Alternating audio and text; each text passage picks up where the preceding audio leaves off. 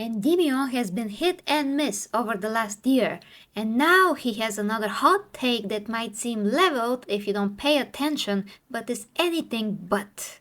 He is saying some half-truths or complete misrepresentations of the information and is going to get from normal to worse as we go through his video. So get your popcorn and let's dissect where authenticity ends and where pushing the narrative begins. Today I got a lot of exclusive info from one of my Ubisoft contacts about not just Assassin's Creed Shadows, but also stuff like Hex, Invictus, and how a certain character may be coming back into this world too. So let's talk about what I was told by my sources, then we'll get into the whole broader Shadows and Ubisoft Tencent story later on. So let's start with Hex. As I previously reported in other videos, it's a game that takes place in Europe, specifically in Germany, but you're playing a female assassin in the Holy Roman Empire. Yeah, originally this game was supposed to be about the Salem witch trials, but from what I can tell now, the story has been changed significantly since then. Firstly, the main character was originally named Elsa. However, from what I'm being told recently, senior Ubisoft developers are currently kicking the idea around to rename Elsa to Annika instead. So Elsa's new full name is currently Annika Adler, and the game's plot takes place between 1520 to 1540 AD. And Annika lives in a region called the Black Forest, which is in southern Germany, and she lives with her mother, who is a midwife, so she delivers babies and such. And her dad is an executioner, which has stained the family's legacy, because obviously this means Annika's dad kind of, kills people for a living, even if he doesn't really want to, so her parents' jobs, if you can tell, they mirror life and death. She also has some siblings, although I don't know the names of these siblings. So Annika Adler keeps to herself most of the time and likes to be alone and to mostly separate herself from her family's legacy with the whole, execution thing. As I'm told, Annika is very family-oriented, and her family apparently tells her to not trust anyone outside of her family due to how others treat people during this time with, burning people at the stake. But the story all changes when a local baron dies, and then Annika is then accused of killing this baron with what the locals call magic. I have no idea how Ubisoft tends to create this magic in an Assassin's Creed game. If I had to guess, they're going to tie it to all of the pieces of Eden and the Isu artifact stuff and the DNA with, everyone being connected to it. But a reminder, of course, Odyssey was easily the most fantastical and Isu-connected game in the series yet. I mean, you were literally playing a superhuman half-Isu warrior with a magical spear that fights human hybrid monsters in that game. Yeah, I know, Odyssey, while fun to play and all that, it was barely even an Assassin's Creed game at times, and more so just kind of a full-blown fantasy game, really. It was great. I always wanted to play a Greek warrior, and he was not really superhuman. Come on, are you kidding me?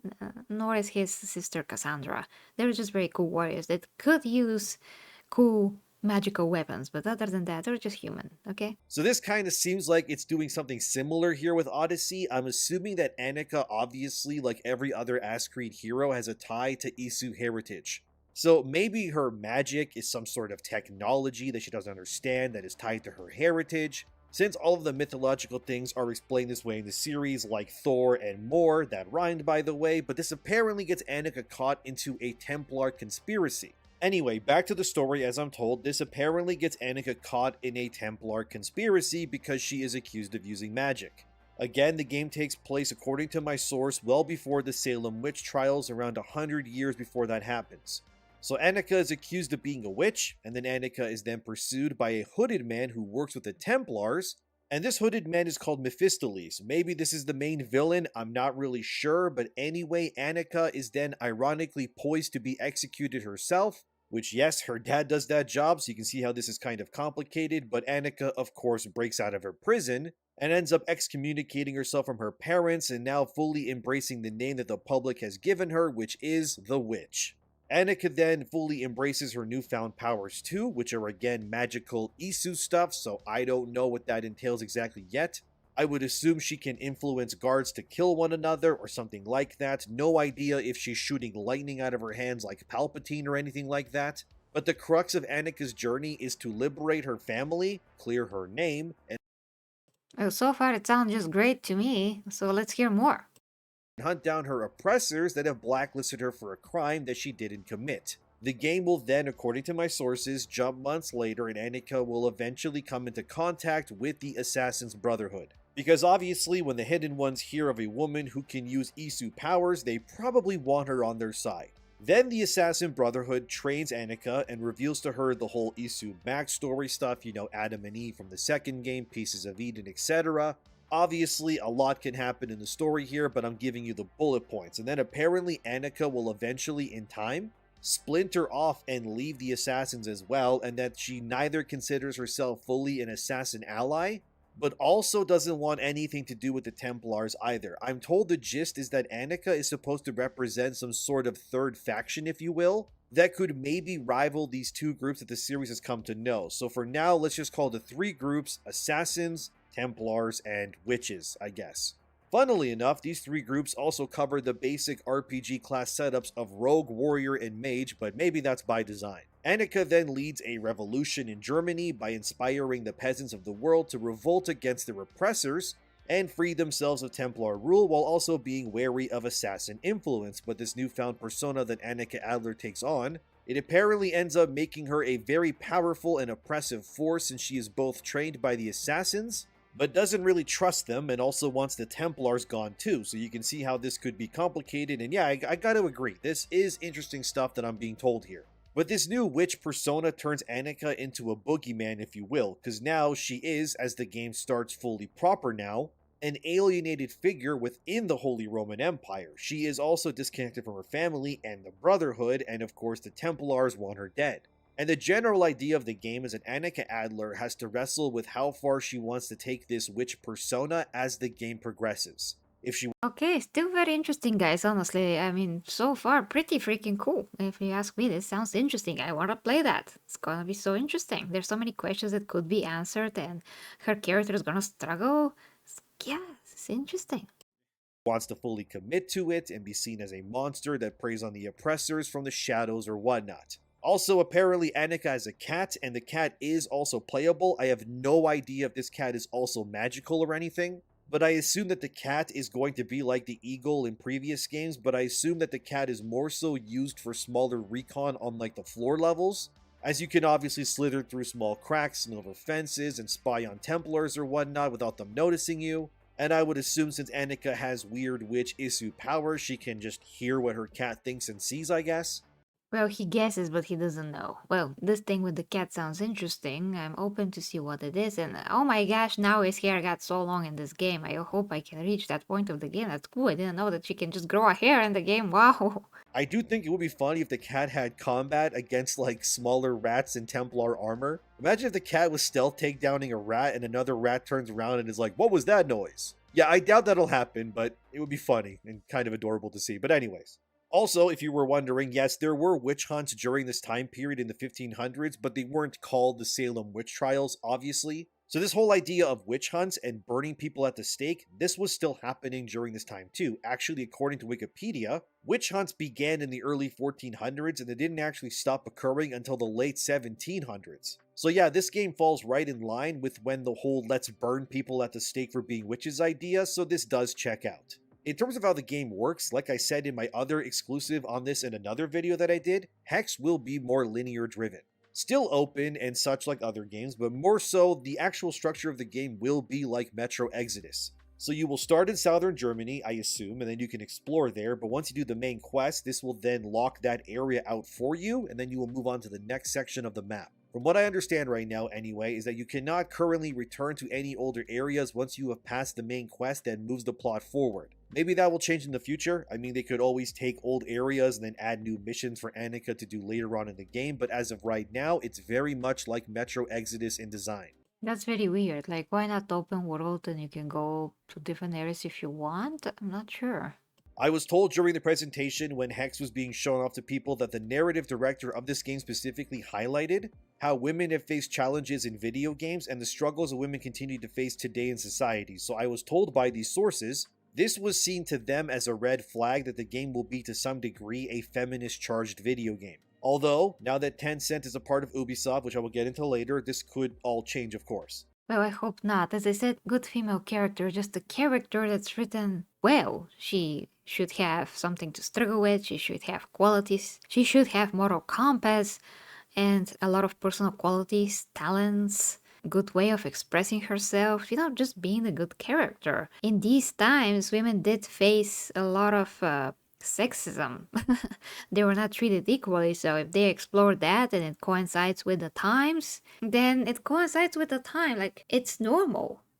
But if they try to push that in a modern way, like modern sensibilities, that will fall flat on its face and that will be considered woke. So as long as they stick with the times and it's not on the nose and it's like natural, it's not like pushed down our throats, it just goes with the story, it's gonna be fine. So we'll see if Tencent changes anything, really. I won't say the narrative director's full name that's working on this game, but her first name does start with a K, but I was told her full name. But I won't say her name because I don't want her to be harassed. But the game, as I'm told, has strong feminist themes and perspectives.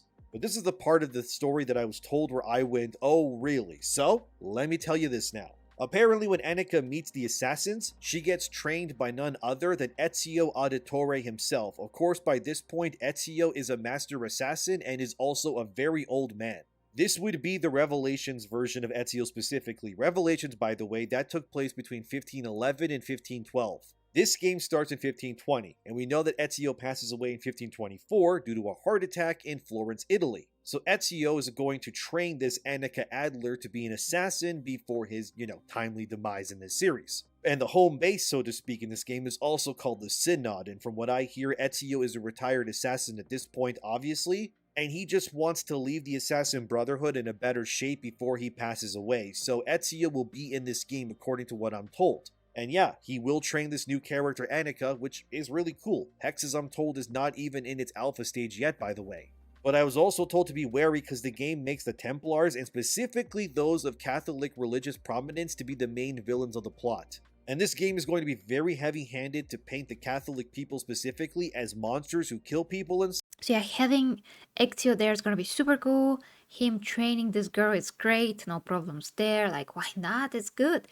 Then Catholic people being portrayed as evil, we'll see, guys. But if it's up with the time, if it was how it was, then yeah, just portray them as they were, if you like. Like, who cares? such without even bothering to ask questions. And yes, the majority of the villains, as I'm told, if not all of them, are going to be straight white males too. So you can see the feminist Ubisoft angle here still lingering, but No, Endymion. If the evil people are men, they're straight white men in these times of old, of course they're gonna be white men. Like, who else? Of course, like, women had no say in things. That has absolutely nothing to do with today's times and how we see things today. If they are supposed to portray these times, and if white men were evil and they wanted to just burn people on the stake, which were, yes, women, most cases, if we're talking about witches and stuff, yeah,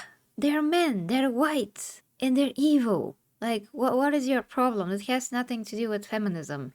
It's just a fact of history. So you gotta be objective. You said many times that history is supposed to be shown as it was, not to push narratives. And if men were evil, they were evil. Like, end of story. What the heck is your problem? again, now with Tencent a part of this new Ubisoft, we will see, guys, but this is Hex as it is right now.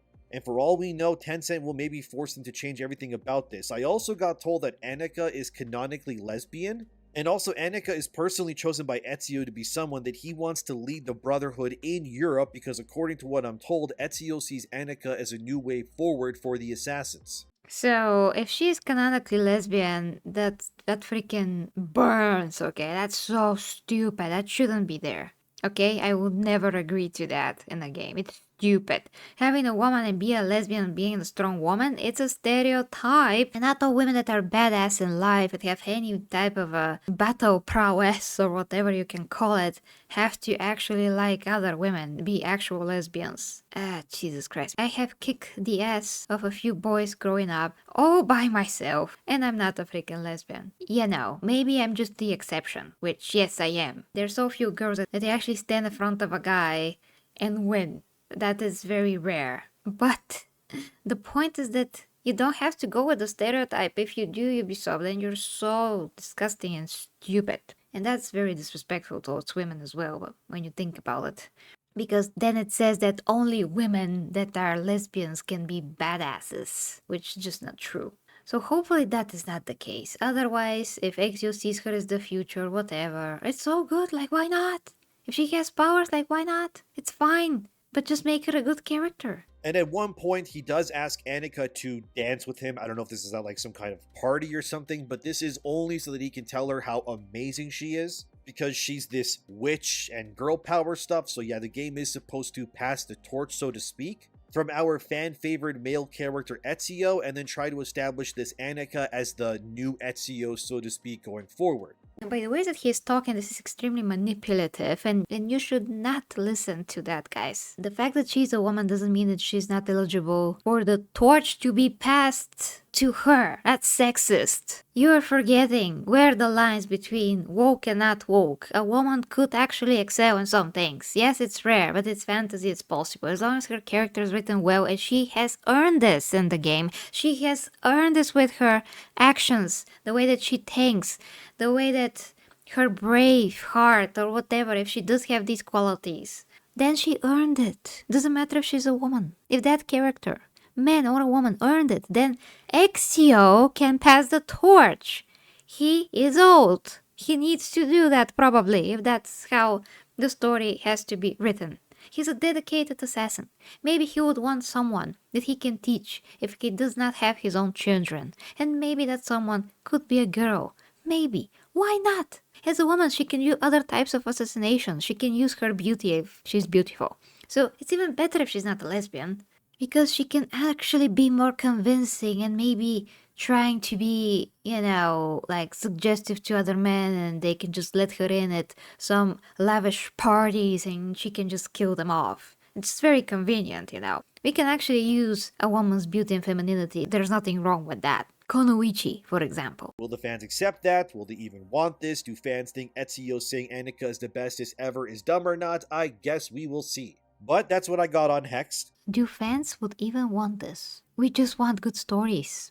Well, that is it. Whether it's a man or a woman, we just want good stories. If you're so against having a woman as protagonist, then you are sexist. Yeah, you are sexist. Or you just forget what is woke and what isn't. Because once again, you are forgetting that the character could be well written and be a woman at the same time. And some people are really sexist in this world. There are some people that are still sexist. Most people are not. But if you're talking about different countries where religion is pushing you down and is making you think that, then you will think that. It's very hard to get out of this ways of thinking. But in today's times, when you see that everything is woke, sometimes it really isn't. We'll see, this game still may be woke. I'm not saying that it could not be. It could be woke. But if it isn't, and you just say it's woke because there's a woman, and she is the one that Exio is passing the torch to in his time, because we all know that all the assassins that we have been playing so far, they are sprinkled around all times. And they're all descendant from the same roots. They're all the ones that Exio would pass the torch to. And most of them are men, so what the heck is the issue here? Don't let Endymion suggest just slip those lines here and there to make you think that this is already so bad because there's a woman. The only thing that would be bad, like I said, if she is a lesbian, because that's a very specific choice. There's no other reason to make it other than, well, yeah, we would like to cater to the woke crowd. There's no other reason. Next is Invictus, but this is a lot shorter. So we already know this game is coming. Invictus, by the way, is a multiplayer game set in the Assassin's Creed franchise, but as it was explained to me, Invictus will be pretty much, just to make it as plain as possible to understand, it's For Honor, but replace the playable characters with fan-favorite heroes like Ezio, Bayek, Alexios, Arno, and so on and so on. Yes, even Yasuke. And the idea is that the game takes place in the Animus, of course, and then players become these figures from history to fight in combat simulations across different maps. And each hero, of course, has their own skills, tools, and play styles, and because the For Honor people are making this game, you can already imagine and see how this would all work out, I'm sure. You're Ezio, I'm Bayek, I guess, so maybe I hit harder, but you can move faster, and maybe you can poison me, and then you duel it out to win. I'm also told that the Black Flag remake is pretty much a one-to-one remake. However, this might piss you off, but I was told that Ubisoft are going to be removing what they deem to be problematic elements out of this Black Flag remake. I have no idea what that would even entail. Because to the best of my knowledge, what exactly was problematic about Black Flag? Maybe you guys can let me know. Maybe Edward Kenway being a womanizer, I guess? Well, I see nothing problematic with Black Flag, really. So yeah, whatever it is, womanizer, not womanizer, I don't think so. I mean, he had like one relationship that I can remember. I can't remember everything, but there's nothing wrong with it. I don't think so. But I mean, the guy's a pirate, so it kind of just comes with the territory, or maybe the whole slavery angle. But again, slavery was everywhere during the golden age of piracy, so I'm not really sure, but expect a full-blown remake of Black Flag to be announced soon. But apparently, they may be removing things they think will anger the activists, which I already know is going to piss off so many people, but I'm just telling you what I was told. Also, the Prince of Persia remake, from what I'm also told, is really good, it's shaping up very nicely, and it is also a one-to-one remake of Sands of Time. This project specifically, a lot of people at Ubisoft are really happy about, that's what I'm being told, and that they have really high hopes that people will absolutely love what's being done there. They've apparently improved a lot of things with the Sands of Time remake, so I expect better combat and much more, but yeah, it's a one-to-one remake, just like Black Flag. Amazing. So if that comes out, Prince of Persia will so happy. Yeah, so happy. And about Black Flag, if they don't ruin it or anything. No mention of anything problematic being removed either, so that's great to hear. But okay, now let's get into this whole Tencent Ubisoft Wombo combo that is happening and what I've been told about it. So, quick lore dump, Ubisoft shares are in the piss, they're not doing well. Tencent wanted to buy them, but then the Ubisoft owners were like, hell nah, we want to keep our IP, so Shadows comes out, it does okay. Not good enough to save the company despite all the fake positive news, things are dire as hell. Now Ubisoft is forming a new company with Tencent and people are very confused, both players and even Ubisoft employees. So, flash forward to now, Ubisoft has created a new subsidiary group with Tencent that is currently unnamed. So for now, I will call it Tubisoft. No, I'm kidding, that's dumb, we'll just call it Ubisoft 2 for now, although Tubisoft would be a funny name. Screw it, I'm calling it Tubisoft for the rest of the video if you don't mind. So what does this Tubisoft entail? Well, it will be the new home for future games from 3 specific franchises, Assassin's Creed, Rainbow Six, and Far Cry. Yeah, all of Ubisoft's biggest heavy hitter franchises are now a part of this new company. Tencent currently owns 25% of this new Tubisoft group. Okay, Ubisoft is funny, and as far as I understand, this means that those mentioned games are licensed to Tencent so they can make them. It's like Warhammer 40k, GW giving the license to Space Marine to the game studio, and they're making the game, they're giving license to these characters, whatever, and they making the game, which is so good. So I mean, we'll see if that is really good, but I mean that Ubisoft still owns them, but they're licensing them to Tencent. So that's how I understand it. And they've injected about 1.1 billion schmeckles into the veins of Ubisoft to foster the future of these 3 lucrative franchises going forward. And you're probably wondering, so wait, if these 3 are now Tubisoft games, what the hell is happening with the Ubisoft studios and devs and all of that? Good question. So, as of right now, from what I'm being told by sources, these 3 franchises will only be worked on under this new Tubisoft initiative, or whatever they end up calling it. So this means that the studios under Ubisoft right now, it's kind of nebulous exactly as to whether they are working on these games or not. This means that the games Ubisoft Studios can work on, if layoffs don't occur, which I think they will, they can only work on stuff like Prince of Persia, Rayman, Ghost Recon, and so on. But my best guess is that Tencent will likely take their big stake here in Tubisoft and then force Ubisoft to allow their teams at Tencent, which would be hordes of Chinese devs, to then work on these franchises specifically. So of course, if this then happens, Tencent will not only have saved Ubisoft, but they will also own a big part of them and be making the games too, until inevitably, of course, the endgame goal is to eventually completely devour this Tubisoft, and then turn it all into another Tencent company that they will now own forever. As Ubisoft and Tencent said in a joint statement, this is all for building game ecosystems designed to become truly evergreen and multi-platform. It expects the infusion of cash to bolster its creative and commercial prospects, increasing quality of narrative solo experiences, expand multiplayer offerings with increased frequency of content release, introduce free-to-play touch points, and integrate more social features. Evergreen content, by the way, is a term for content that never goes out of style, it just kinda sustains itself. A good example of evergreen content on YouTube would be like a Let's Play. People love watching games and seeing their stories, but maybe they don't want to play the games themselves. So if a content creator uploads entire playthroughs, it's likely that those playthroughs will consistently get views for years to come, effectively making them money, without them really having to do anything once it's posted. Hence, it's evergreen content. So when you place that against games, evergreen are also games that just kind of sell no matter what the time period is, because they're just good. Look at Skyrim, Minecraft, Half-Life, Baldur's Gate 3 even Fortnite to a degree is also evergreen because people just play it all the time. And Ubisoft and Tencent, they want this new business venture to lead to games that will become like these evergreen products that can sell for the rest of time and ensure cash flow going forward. Obviously, this deal was made months before Shadows even released, meaning that Ubisoft knew that they were cooked no matter what anyways. So all that white knighting and meat bouncing by influencers and whatnot protecting Ubisoft was quite literally for nothing, and now they all look like idiots. Because I already knew that this was coming, so I was just laughing seeing people on Twitter going, "See Chuds, Shadow is selling, you lost." And I was just kind of looking at my watch like, well, enjoy your fake victory while it lasts, because the Chuds are going to have the last laugh in about a week once Shadows releases. Well, not really, because as the upper echelon said, Endymion and pretty much everyone else, and me included, we did not think about the fact that the game has microtransactions and they can just make so much money. So really, if the game has 3 million players, whether or not they bought the game or they did not, like I did not, if I was one of those players that would give money for microtransactions, then they're gonna take my money. I'm gonna give them my money, you know? So basically, this means that if you have the game, even if it's for free, you're in the game, you're playing the game, and you would buy cosmetics, you are making Ubisoft profitable from this game. You're choosing to do that, and people will do that. If the game really has 3 million players, that means 3 million people are exposed to the microtransactions, and they can make tons of money only with microtransactions. Just remember that some games are free, and then you buy the microtransactions, and that's how the companies grow to huge proportions, and they are making more games after that. So microtransactions are not a small thing. It's not a joke. It's another way to monetize the game. And if we don't think about that, we could think that this game is a failure. But first, the game came out very recently.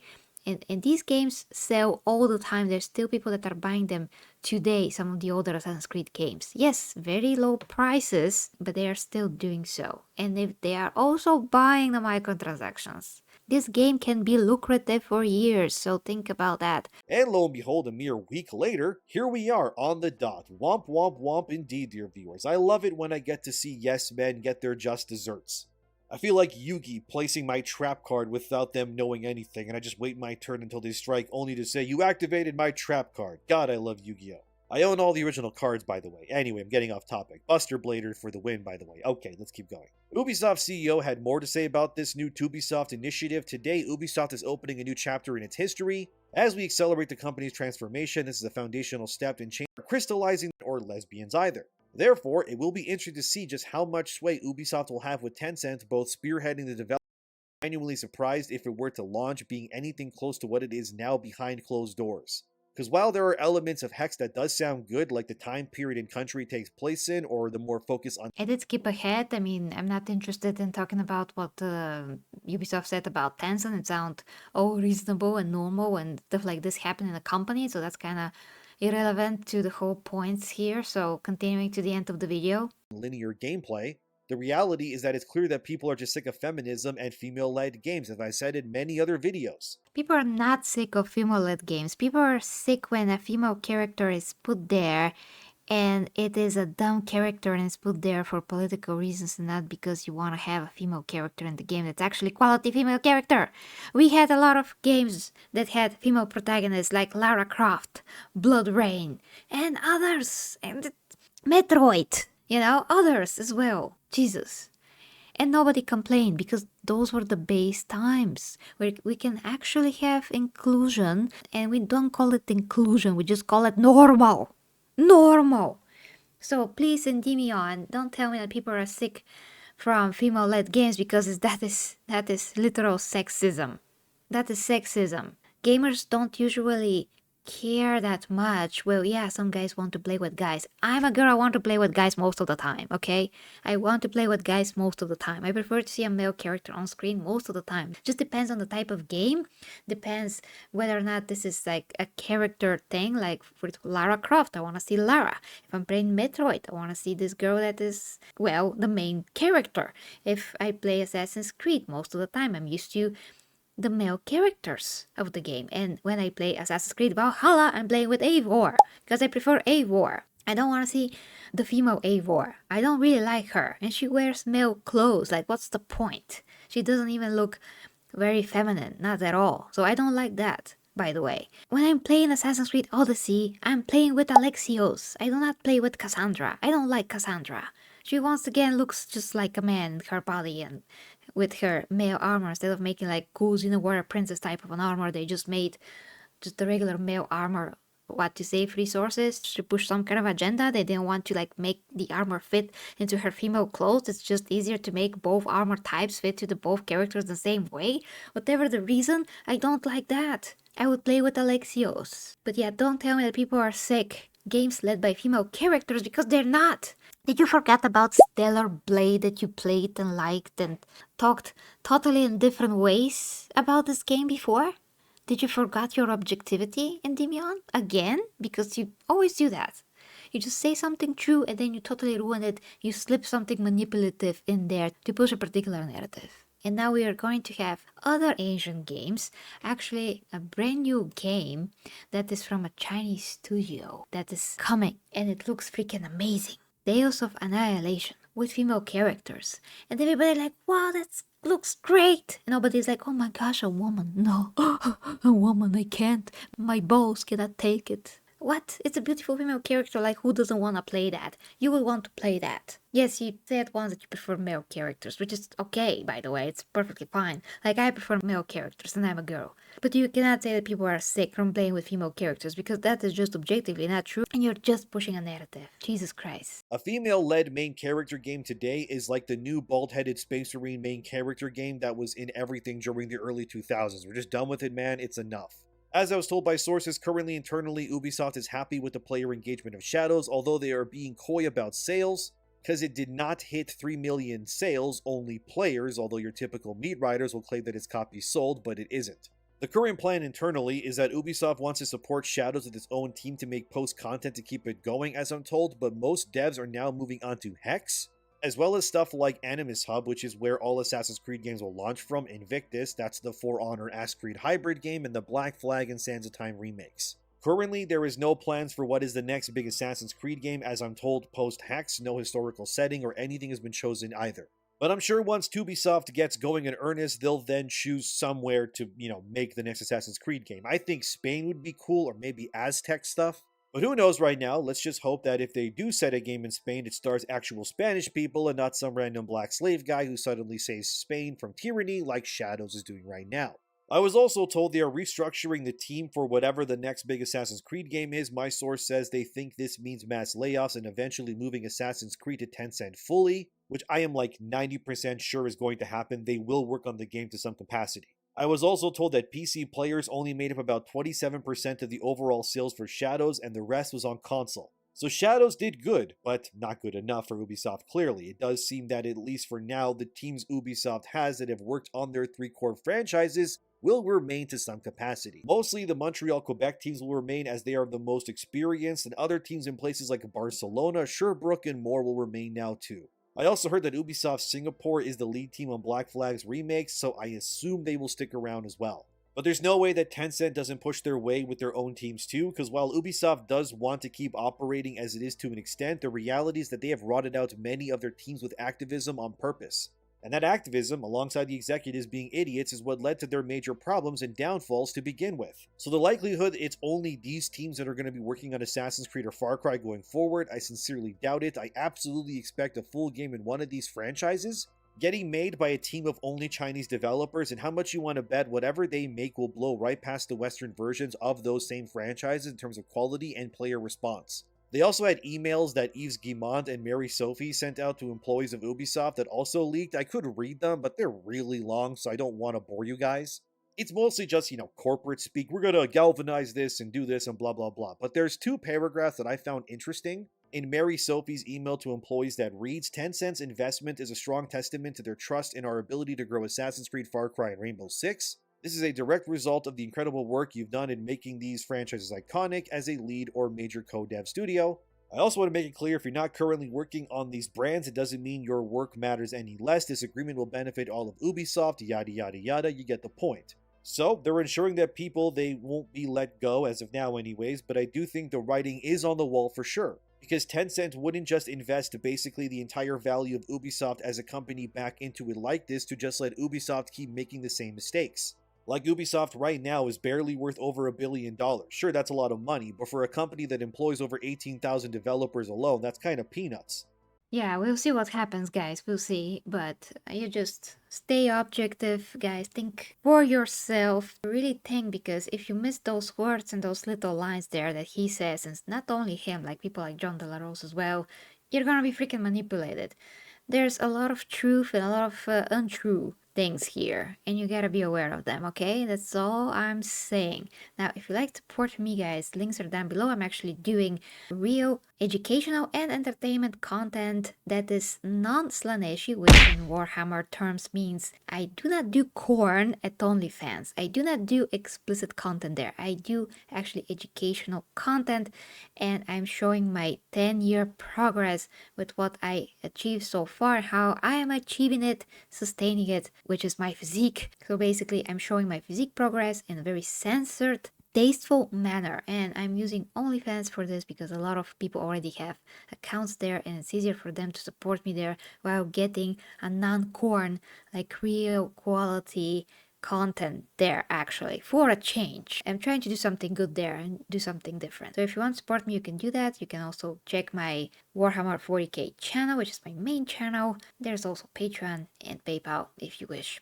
So thank you guys for watching. Until next time, at me, G Hammer Empress. Bye bye.